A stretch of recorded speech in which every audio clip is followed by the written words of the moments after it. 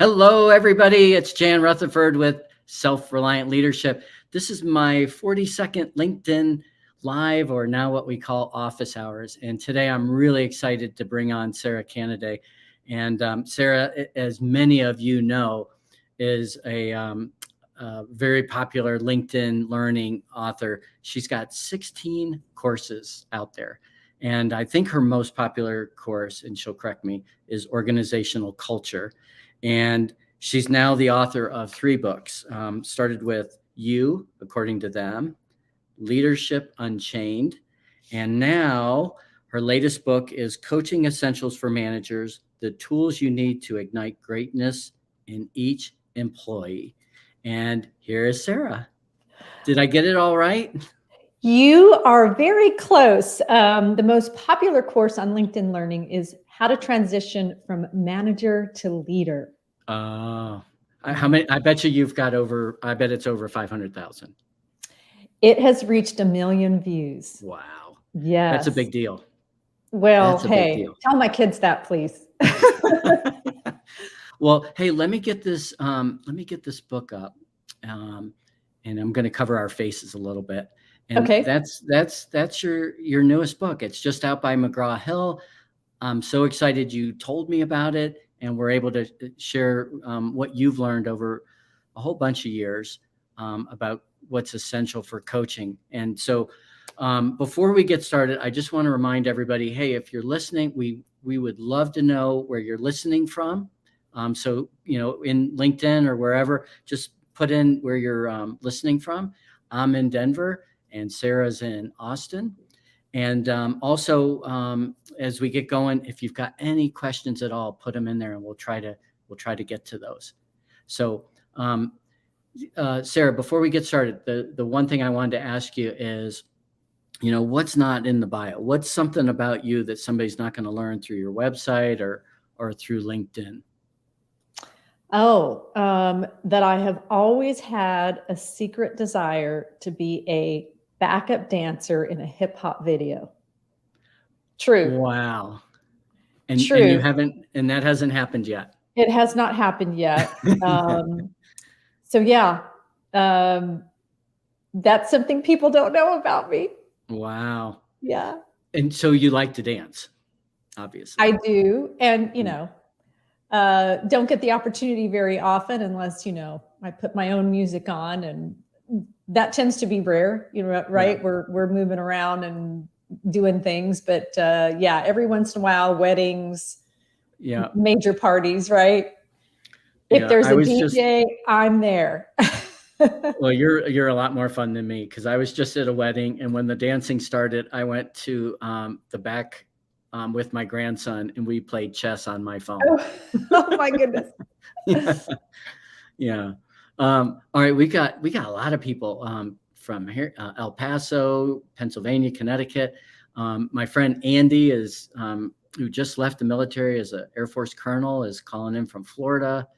We got people from Cairo, Portugal, all over. So thank you all for being here. You draw a big crowd, Sara. That's awesome. And again, let us know whatever questions you have as we get going. So first off, coaching essentials. Why is this important now, given everything else going on? Well, yeah. I mean, I would tell you that if you picked up any article or study right now, most companies are grappling with the Great Resignation, with quiet quitting, and they're trying to discover ways to keep employees loyal and engaged, right? Yep. And one of, I would say, 3 of the top strategies to do that is to help your employees feel like they're progressing, right? Mm-hmm. Now, that means different things to different people. We hear that and we think that means that employees want the next thing, they want a promotion, but that's not necessarily true. Studies have found that really employees just want to feel like they're progressing, even if it means growing right where they're planted. So learning new things, getting an opportunity to experience something new, represent the company at a conference, be part of a project that is never been discussed or tried, being connected with people who do more of what they want to do and what connects them to the meaning of their work. So coaching right now is critical. Yeah. Well, to me, what you're saying ties into, one of the things we know about what motivates people, and that's the ability to develop mastery, for growth and development, and probably more important than ever. And I think, I'm wondering what your take is on, what that means to people. And a few decades ago, what mastery meant and growth meant was promotion. And that's not necessarily the case today, right? No, in fact, if I think about a leader, for example, their role, what I love to see is leaders who come to the conclusion that mastering their role is not about getting a bigger department to manage, right? Having Right. more people under them, or a bigger budget to manage, or a title that's more coveted. It's when they realize that it's growing others, potentially other leaders, is what mastering their job looks like, right? So leadership is just a prime example of where there's a disconnect between what we think people want and what really gratifies them at work. Yeah. Well, in your book, you talk a little bit about managing, mentoring, training, coaching. What's the difference in all this? How do you define coaching? Yeah, well, I think coaching really can and typically is a dance between all of those things. So in one coaching conversation, for example, you can be doing a little bit of instructing, teaching. You could be doing a little bit of mentorship. And that's where we get into, well, here's what I experienced years ago, and here's how I handled it, and here was the outcome, if it's helpful, right? Yeah. And then there's even a little bit of consulting, where you go into providing a little bit of the how-to. Now, let me preface by saying, you shouldn't necessarily start there. You should endeavor to start as a pure coach. Yeah. And that's where you're helping other people discover either what's meaningful to them, what a solution might look like, because that's where the real development and learning happens, right? Yeah. So maybe you start there and then you dance between the others. Yeah, I like the phrase where you help people discover. I've got a question already coming in from Greg, and let me pop this up. And Greg is, I see Greg on my LinkedIn feed all the time. Greg, and I think you're out of Dublin, and Cork, or between Dublin and Cork. So Greg's question is, should we have an internal coach or an external coach? And who's the book written for more? People that are in jobs that might be player coaches, or people that are hired, to come into a company and purely coach. Both great questions. My original intent was to write the book for leader coaches, right? So leaders within organizations, entrepreneurial leaders who have staff. But really, the content is applicable whether you're an internal coach or an external coach, right? Yeah. It really is. It's not tied only to internal leader coaches. And then to his second question, which is better, internal or external coaching? I think they both have their benefits and maybe their drawbacks. In terms of benefits, if you have an internal coach, they know the landscape. They know the culture. They know how things are done, right? And so their perspective and their context may be easier to understand. However, they also might be biased. They may not give you an outsider's perspective, which in a lot of cases, I think is really helpful. And so, it just depends. Coaching is very situational too. Sometimes there are things that are appropriate for you to ask a peer or an internal leader, and sometimes it's appropriate to seek outside advice by a trusted advisor. Yeah. When you start coaching, do you think it's important to basically talk about, what kind of coaching this will be, whether it be performance or developmental or career or corrective? I mean, do you think that we need to really call it out at the beginning, that here's what it is, here's what it isn't, for a particular Yeah, that's a engagement? good question. I tend to, and this is reflected in the book, I tend to see coaching as either performance coaching, which Mhm. can include sort of corrective coaching, instructional coaching, getting somebody to improve something they're doing, and then developmental coaching, right? I put them sort of in those two buckets. And developmental coaching is helping somebody either better match to the skills that bring them more meaning in their role, looking to improve their soft and technical skills to arm Mhm. them for a future role. That would be developmental coaching. Yeah. But what's interesting is I offer a framework in my book that's used for both. Yeah. And because of that, I don't think you need to name it up front. Yeah. Today I want to talk to you, and this is going to be about performance coaching. Yeah. I just think if you have a framework to use, a step, in my case, it's 5 steps, you're really just approaching it the same way. It's just a difference between what the topic is and where you're directing them, but you continue to use some of the same skill sets and the same framework. Yeah.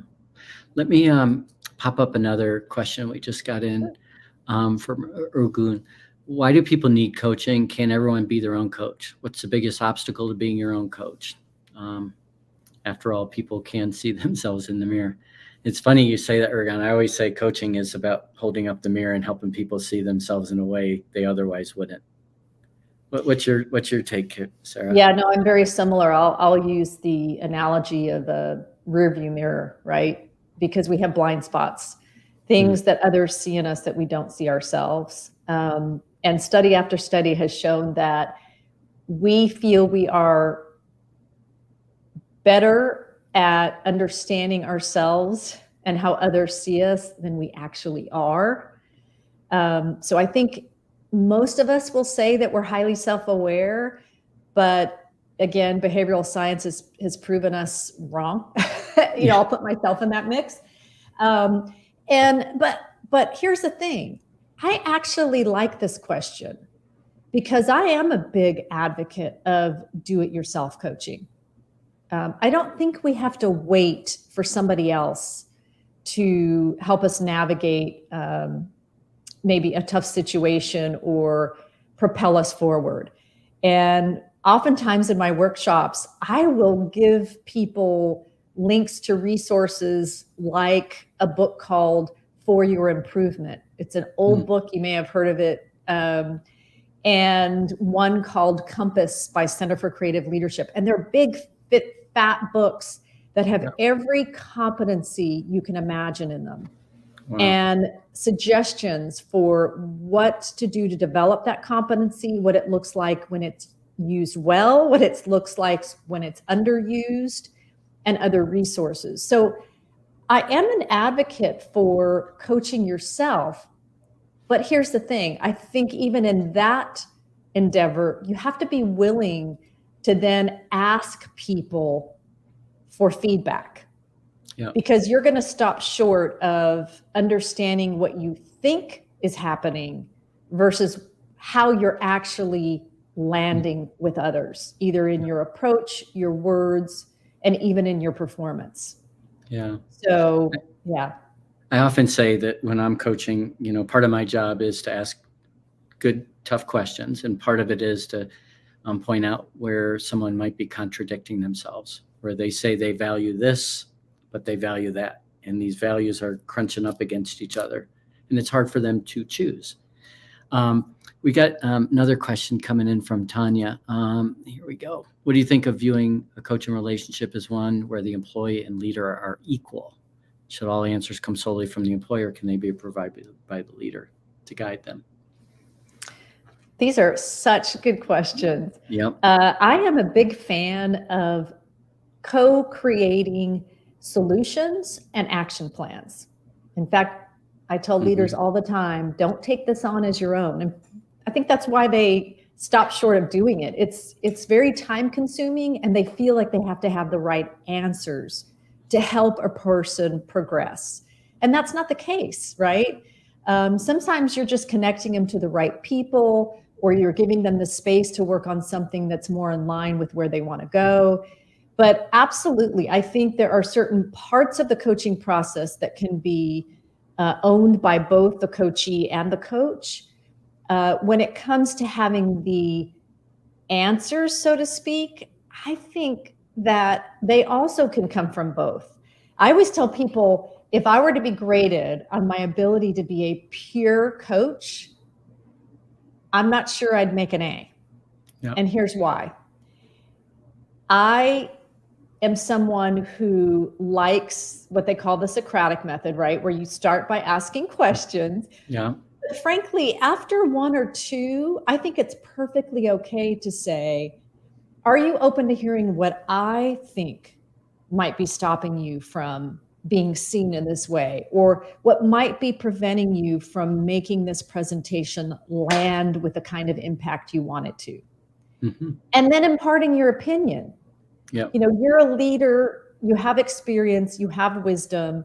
And frankly, I think a lot of people who are being coached, you know, after a while, it feels really gratuitous if you keep asking questions. Part of why they're coming to you is they want your perspective. Yeah. So it's a blend of both. So I'm glad Tanya asked that question. Yeah. We've got two more that just came in that are really good questions as well. Oh, good. And as I tee them up, so in your book, you talk about the essentials of coaching. You talk about essentials and how to apply those. And then you cover beyond the essentials. As part of that, you know, that framework, we've got a question from Tate. Really large sales team. Part of them are virtual. He might be taking too much time, making good strides. What's the right cadence? So maybe in your framework, you can answer, Tate. Yeah, no, that's a great question. You know, I think with coaching, you are constantly making assessments about your individual employees, and it depends on where they are. So I think it's perfectly okay to not necessarily use the FAIR matrix, right? I'm going to spend X amount of time with every employee a month. It's going to depend on where they are in their life cycle of their job. If you've got earlier career salespeople or new to the business or the product or the service, then they may need more of your time and attention. If you've got people who are, you know, maybe they even are new to the product or service, but they've been in the sales environment for years and they catch on pretty quickly, you're sensing that they've got things covered, then maybe their coaching looks differently and the time you spend with them also looks differently. So it's very much about where is each individual in their own context of the sales environment, the product, the service, and the relationship to you. I hope that answers Tate's question. And Tate, I'll throw this out to you. There's an old article in HBR called Trust in the Virtual Organization. I think it was written in the 90s. And it's so interesting because it talked about virtual teams way back then. And one of the things it talked about that was so fundamental, what we all know, is trust. And in this article, it said there is no substitute for occasionally getting out there and seeing people face to face. So it might be something interesting to take a look at. So again, thanks for all these questions. I've got another one here for you, Sara, from Betty. And I want to ask it in conjunction with Betty. I see a lot of player coaches, especially in financial services. And personally, my opinion is I think it's a messed up model. I think it's really hard to be a player and a coach. And I love the analogy of when's the last time you saw a coach on the sideline of a professional team put a helmet on and run in and make a play? It doesn't happen. So, and Betty's asking about, people that are new and that were coming from that. And I think, Betty, correct me if I'm wrong, but I'll bet you some of those people are being asked to continue to do their old job as well as they take on supervisory experiences. So that's a big lead up to some questions, Sara. And I'll kind of dump that on you and see what your take is. Yeah, well, it reminds me of a question about when you're coaching newer, greener staff members, right? Mm-hmm. And so a lot of times I get the question, well, how can I coach them when really I'm in instructor teaching mode? And I have to be, because they're new, they're green, they don't know a lot. The advice I would give them would be the same advice I would give Betty, in that give them a project or what I call a real play instead of a role play, where you give them an opportunity to practice their coaching skills. And then that way you can coach them on their coaching conversation, right? And how it went. So if they never get a chance to try it and they're just put out there, is there a way you can create an opportunity for them that you can actually observe? And then that way you can point out, for example, you did great here, you asked a question, but then you moved immediately into fix-it mode. And that's one of the dangers we run into as coaches. We want to try to stay away from fixing it right up front. May need it eventually, but right up front, if you could ask a few more questions to see if they might come to the solution themselves before you jump in to fix it. Yeah. Right. So you're making me think of the drama triangle, where you've got a hero, victim, and villain, and you never want to be the hero because it's all temporary. You want to be the coach. Because if you enter the drama triangle, everybody ends up becoming a victim. Yeah.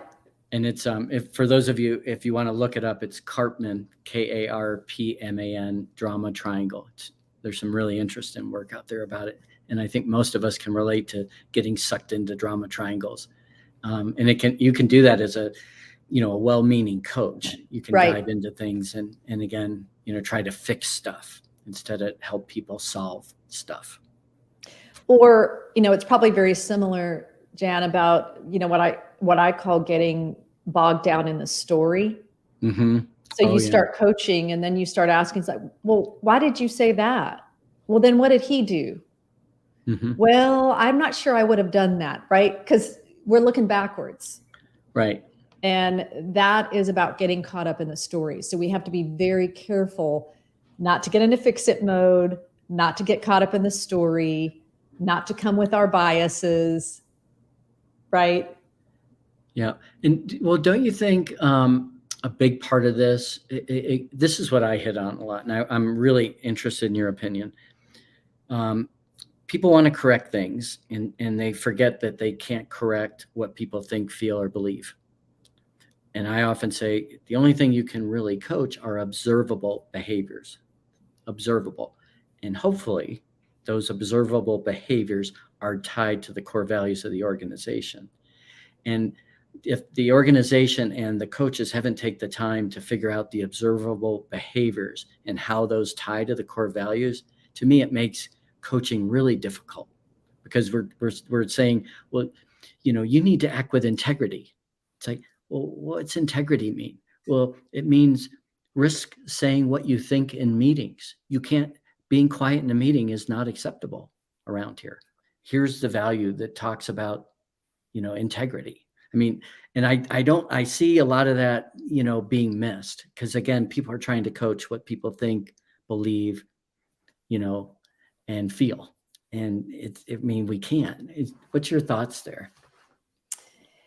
Well, I think it's interesting because I would say that there are things that keep people, well-meaning, well-intentioned professionals, from reaching their full potential.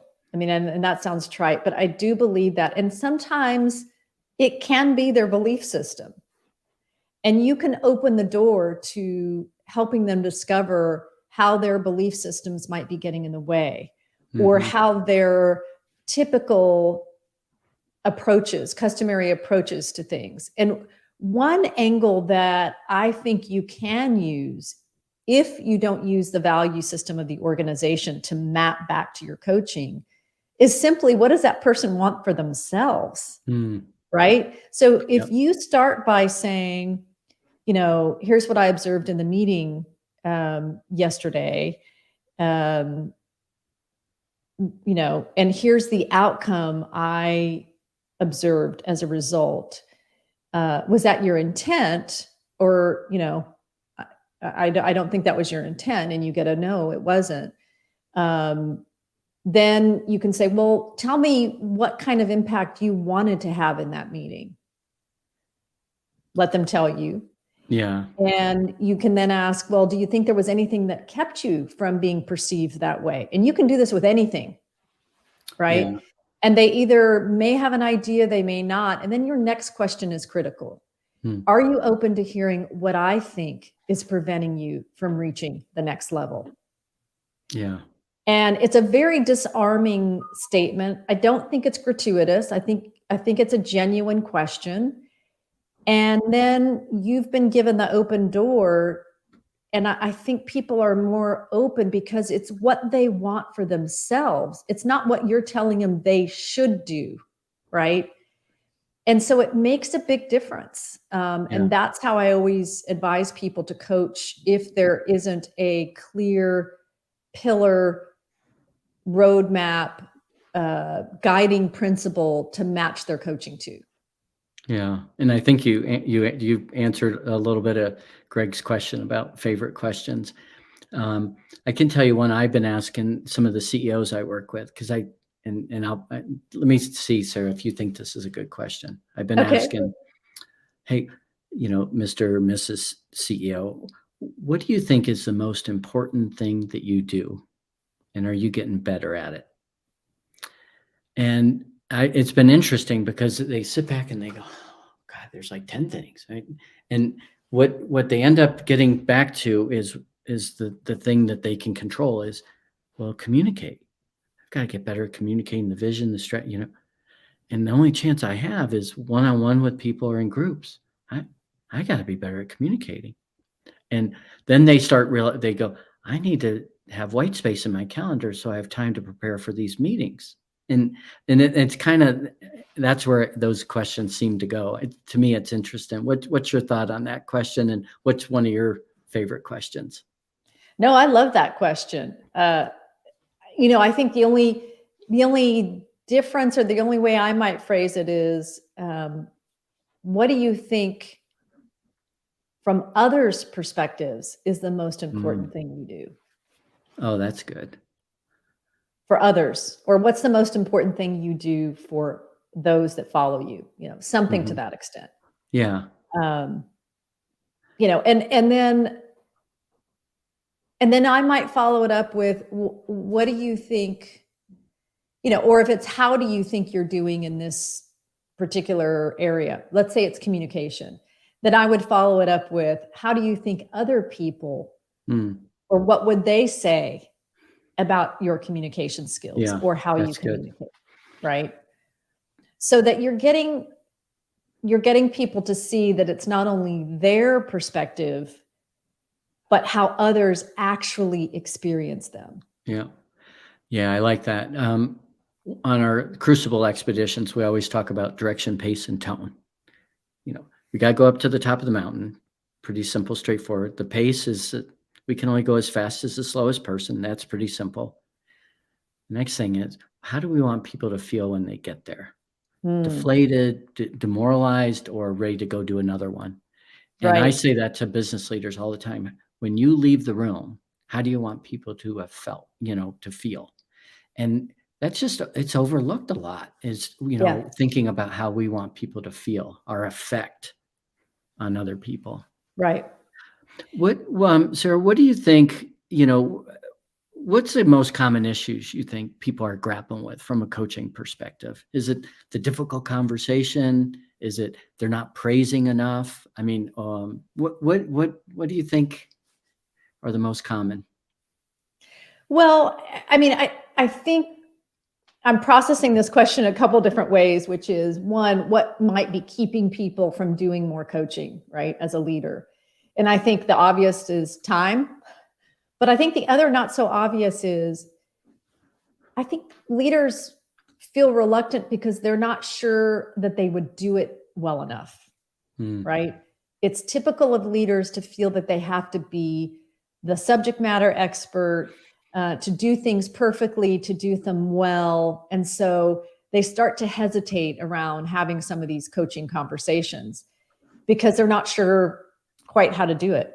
You know, yeah, we make assumptions that leaders have been given the tools and the guidance that they need to do it well. And so I tell leaders, just try one thing, do one thing differently in your coaching conversations. yeah, That could be start using more questions. Um, mm, and But by the way, I do have a course on LinkedIn Learning on coaching skills for managers and leaders as well. And I bring that up to say, in that course, I have a list of questions. I want to be helpful. So if you want help on some really juicy, really good open-ended questions, you can tap yeah, into that course or at least just go to the handouts section and find those questions. yeah, Um, so try one thing on. I mean, even if it's a right, mindset shift, maybe that's the one thing you try on.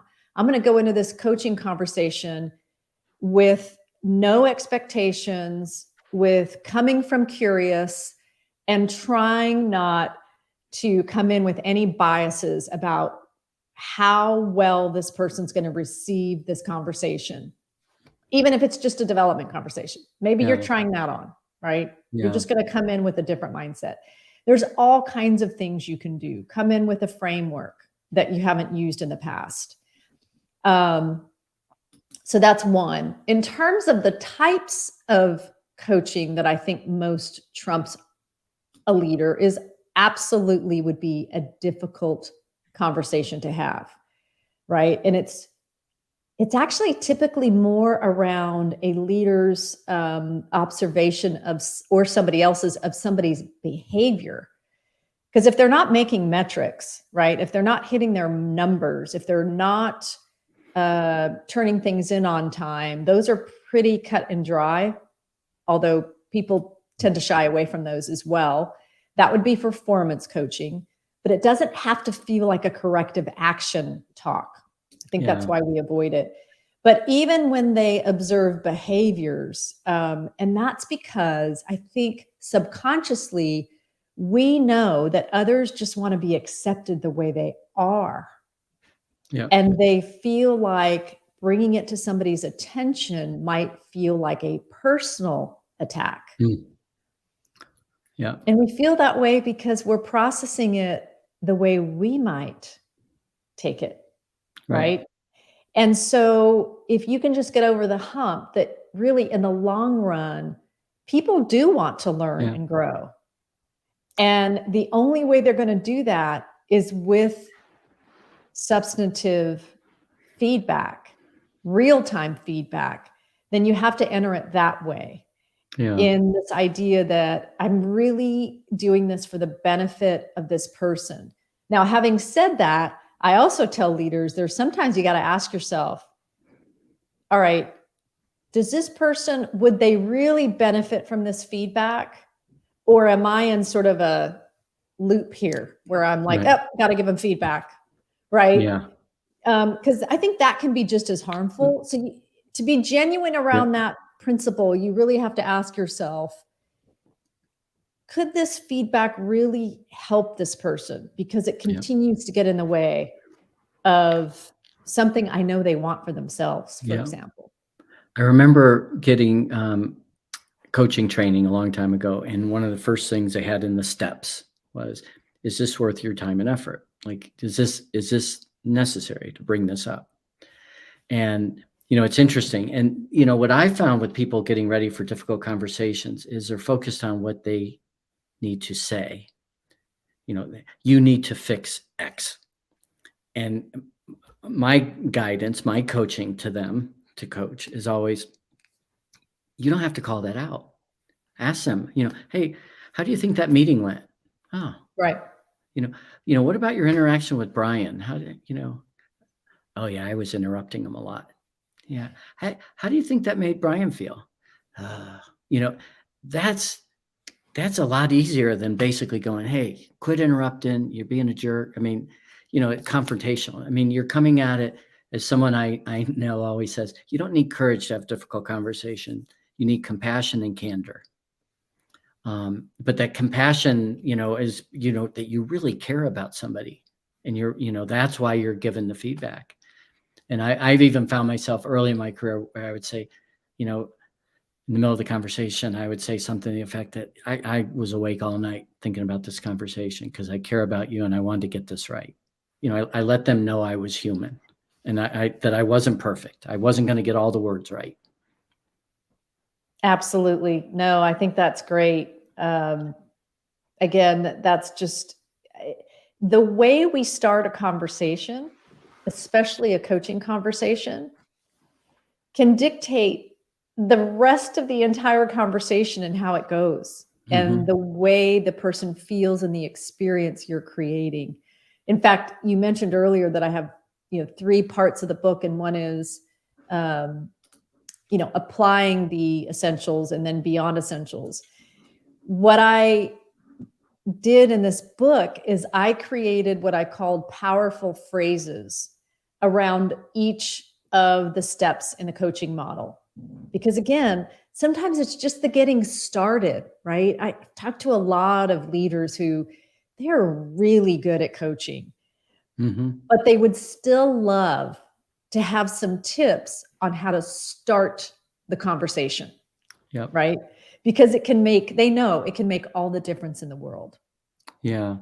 The other thing I wanted to ask you about, and we're getting toward the end of our time, the whole idea of praise. I mean, we always think of coaching as difficult conversations and we're correcting behavior. But we know that there's not enough praise. And you've probably seen the research, 5 to 1 for people to feel they've been treated fair. 5 attaboys or attagirls to every, negative thing. And they say for marriage, it's 7 or 10 to 1. I can't remember. But I mean, do you subscribe to that, part of the coaching is we're not catching people doing things right enough, where we're truthful and timely and specific and personalized in our feedback? I do think that's true. I don't think you can argue with employees' feedback. And I've seen the research and I've seen the studies. And so it is hard to ignore that employees just want to feel valued, that their contributions matter. But I think there's a couple different ways to do it without just outright saying, good job, right? To really put your money where your mouth is, number one, do what we've been talking about. Coach your employees around their progression. That shows you really care about them, right? And number two, give them opportunities to do things that most align with what makes them tick, right? If you really value an employee and you just keep saying good job, but you keep giving them projects that are just soul crushing, soul sucking projects, then your words mean nothing, right? So there are other things you can do, I think, rather than the traditional, monthly praise and awards that show that you care more than just the classic appreciation tokens. Yeah. This is a really good question just came in, Sarah. I'm so glad this one came in because, I always say team 2 is relatively straightforward, the people that report to you. Team 1, the team that you're on, that, where you are with other peers and you have your manager, your VP, your CEO, whomever, is a lot different, and even coaching your manager. And when I coach CEOs, probably, I'll bet you 50% of the time is talking about managing the board. So everybody's got a boss. Everybody's trying to Right. manage up clients, whatever. Any advice for Ahmed here? Oh, I am so interested in your response here. I just had this question the other day, and I'll tell you, the way I responded may not have been popular, but I don't I don't know that we call it coaching your boss. I think we call it managing up, Mm-hmm. right? Right. Because let's face it, male or female, we are also talking about egos and about protecting others' egos. Yep. And I don't mean just because they're the boss. I think everybody comes to the table with an ego, and your boss is no different. Your manager is no different. So I think it would be presumptuous to think that we're coaching our leaders. I think what we can do is maybe manage our leaders. But what's interesting, you can use the very same technique you use with your coachees, which is to go into a meeting with your boss and say, so how do you think that communication with my team, let's say they visited your team, and you can say, how do you think that meeting went? How did you sense people reacted to your latest initiative? Right? Yeah. Start there. You start the same way.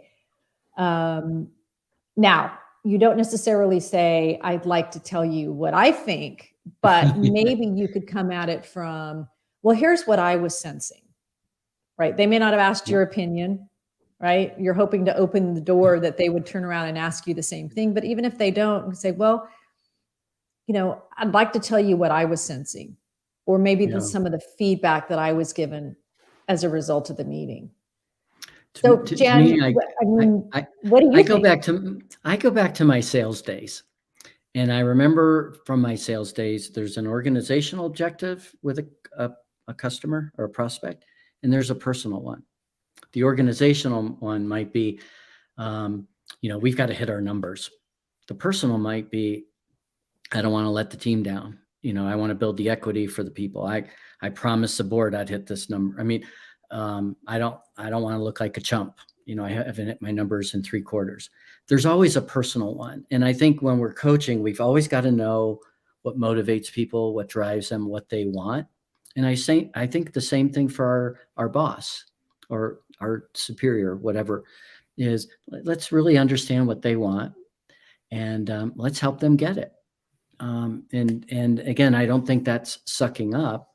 I think that's being prudent, because as I mentioned Jeff Pfeffer before. What he would say is job one is to keep your job. If you don't have the job, you can't do anything. The other part is, when you have the job, I think you've got to figure out how you exert power and influence. That, regardless of where you're at in the organization, everybody has some degree of leadership responsibility, which is to get people to do things they otherwise wouldn't do willingly. Otherwise, everything's just, a machine, status quo. And of course, it's humans. There's a million variables. We're not machines. And so the only way to do that is to tap into what people want. So, Yeah. well, go ahead. I'm sorry. Yeah. And,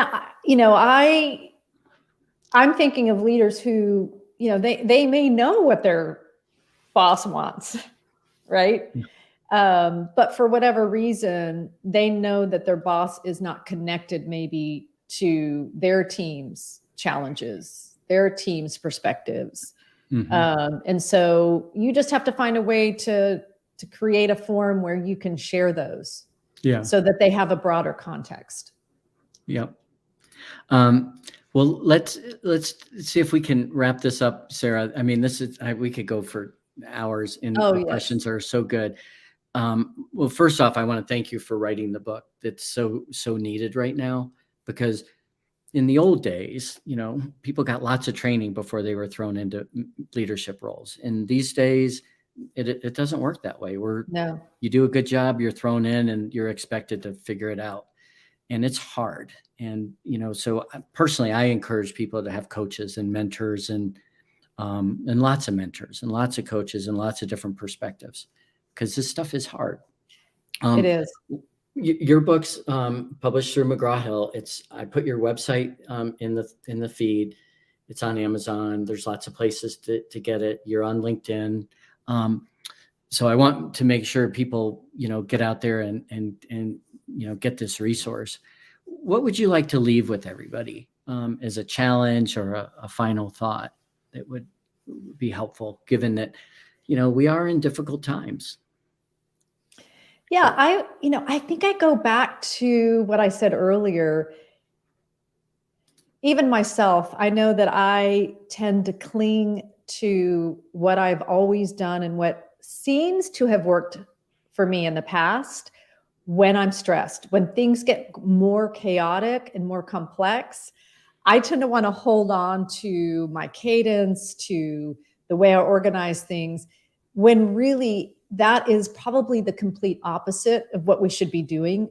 We should be trying on new things because we've got new problems and new complexities. Yeah. So even if you just try on one new thing as it relates to coaching, right? I mentioned this in passing the other day. I was doing a workshop and one of the leaders was just like, oh, I love this idea. Hold open office hours, right? We don't have an open door policy anymore because we're not physical. So once a week, tell your team, I'm going to be on Zoom from 10 to 11. I don't have an agenda. I'm just going to be working. If you want to hop on and ask me a question or explore an idea, do it. And anybody's willing to come listen, we'll just process anything. And that in and of itself could give you an opportunity to try on some coaching skills, right? Yep. By asking more questions instead of just immediately having the answer. So that's just one idea. Try on one thing. Yeah, that's, I mean, it's so great because what you're asking people to do is really jump out of their comfort zone a little bit. And, again, that's what we have to do. That's our obligation to ourselves is, stretch ourselves. So this is fantastic. Again, thank you for, all the contributions you make. I follow you on LinkedIn. You're always putting out great stuff, and you're an inspiration, not just to a lot of people, but to a lot of other LinkedIn learning instructors. You've done it. That's so nice of you to say. I'm honored to be here. I really am. Good.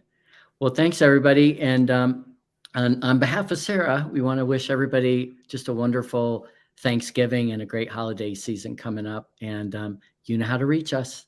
Yes. Thank you. Bye-bye, everybody.